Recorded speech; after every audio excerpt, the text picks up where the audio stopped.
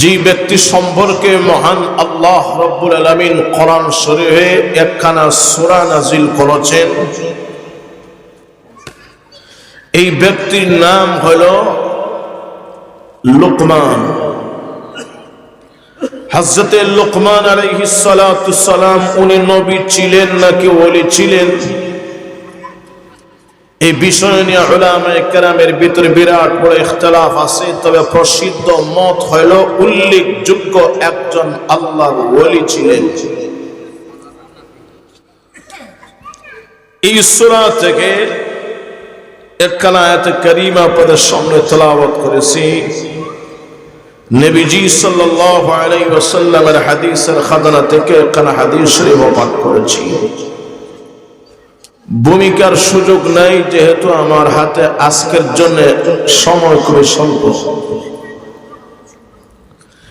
এই দুনিয়ার ভিতরে মহান আল্লাহ রব্বুল আলামিন আপনাকে আমাকে সৃষ্টি করেছেন। সৃষ্টি করার পিছনে একটা লক্ষ্য আর উদ্দেশ্য আছে। কি বলেন? বলেন তো, মহান আল্লাহ আপনাকে আমাকে এমনিতে বানাইছেন না একটা লক্ষ্য উদ্দেশ্য আছে?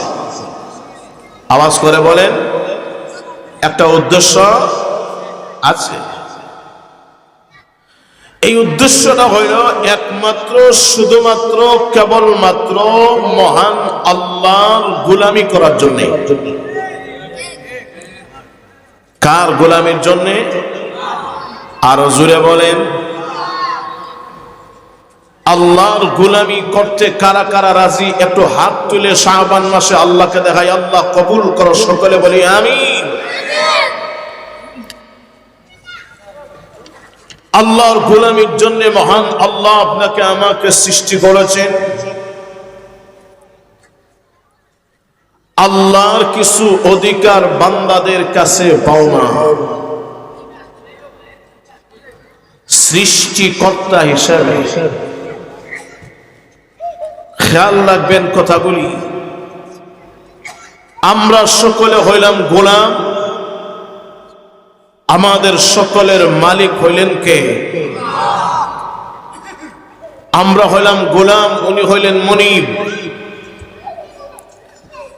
তাহলে বলেন তো দেখি, গোলামদের কাছে মনিবের কিছু হক আর অধিকার পাওনা আছে না নাই? দুনিয়ার ভিতরে সকল একে অপরের কাছে কিছু হক আর অধিকার পায়।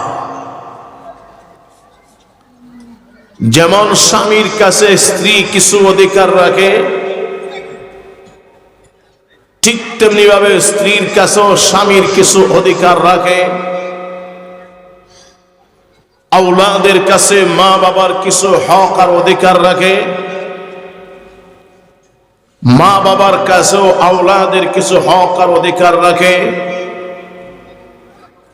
উস্তাদ যিনি হবেন, উস্তাদের কাছে ছাত্রের কিছু হক আর অধিকার পাওনা রাখে। ছাত্রের কাছেও উস্তাদের কিছু হক আর অধিকার পাওনা রাখে। যিনি মুরিদ হবেন, মুর্শিদের কাছে কিছু হক আর অধিকার পাওনা। মুর্শিদও মুরিদের কাছে কিছু হক আর অধিকার পাওনা। এলাকার মেম্বার চেয়ারম্যান যিনি হবেন, তাদের কাছে এলাকার জনগণের কিছু পাওনা।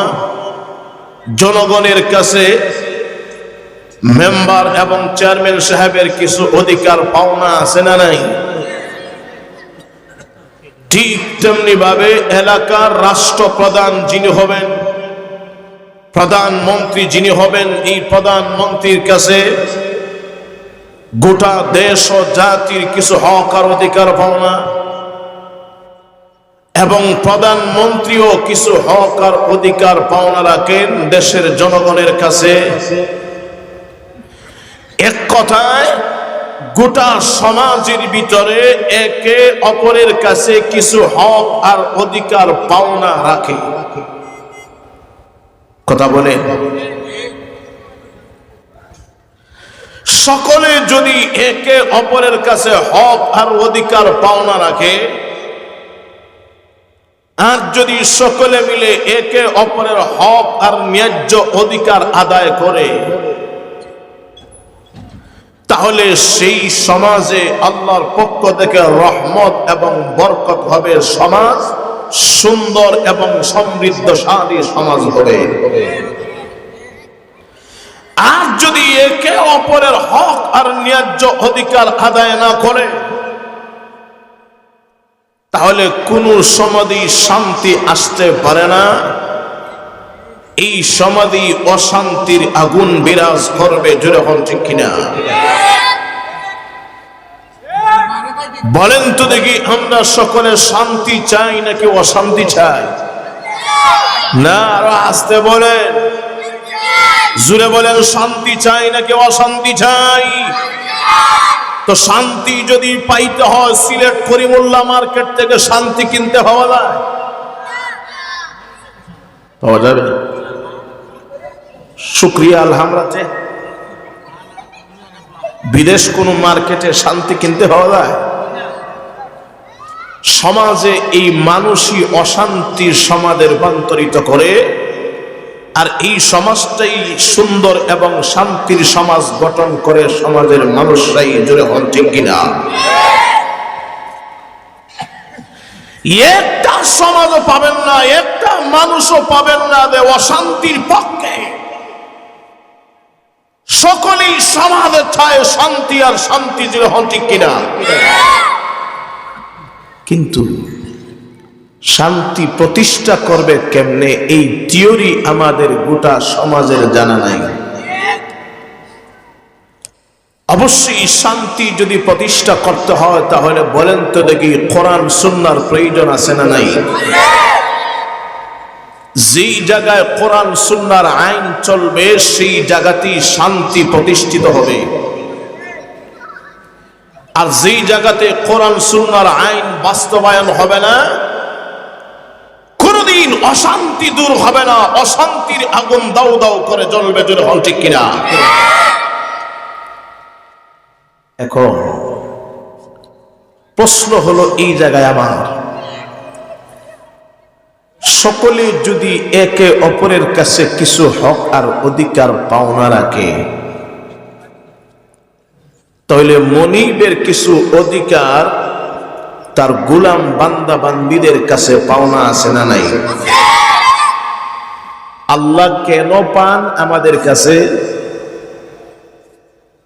কারণ বানাইছেন কে? রিজিক দেন কে? হায়াত দিলেন কে? যা কিছু লাগে সব কিছু দেন কে? তাহলে যিনি সৃষ্টি করলেন, যিনি যা কিছু লাগে সব কিছু দিলেন, সুতরাং অধিকারটা বাস্তবায়ন হবে তার। কথা কি বুঝছেন আমার? খাবাইলেন যিনি, পড়াইলেন যিনি, যা কিছু লাগে সব কিছু দিলেন যিনি, দুনিয়ার সমাজে যদি শান্তি আনতে হয়, তাহলে ওই মহান আল্লাহর অধিকারটা বাস্তবায়ন করতে হবে। জোরে বলেন ঠিক কিনা? তাহলে এই অধিকার কি? আমাদের কাছে আল্লাহ কি অধিকার পায়? আমাদের কাছে মহান আল্লাহ কি অধিকার পায়? শুনে রাখেন, আলা লাহুল খালকু ওয়াল আমর, সৃষ্টি যার, হুকুম চলবে তার। প্রথম নাম্বার অধিকার আল্লাহ মনিব তার বান্দা বান্দীদের কাছে প্রথম নাম্বার অধিকার পায় মহান আল্লাহর একত্বতা স্বীকার করা। কি করা? মহান আল্লাহ যে এক, এই কথার বিশ্বাস, এই কথার ইয়াকিন মুমিন বান্দা বান্দী অন্তরে ভিত করতে হবে। আল্লাহর ওয়াহদানিয়ত, আল্লাহর একত্বতা আপনার আমার কাছে মহান আল্লাহ পান। বলেন তো আমাদের খালেক আর মালিক কয়জন? এই কথা একজন যেমন ভাবে স্বীকার করলেন জবান দিয়ে, এইভাবে বিশ্বাস করতে হবে দিল দিয়ে, এইভাবে পালন করতে হবে গোটা বডির মাধ্যমে। ঠিক কিনা বলেন? শুধু জবান দ্বারা স্বীকার করলে হবে না, জবান দ্বারা স্বীকার করতে হবে আল্লাহ এক,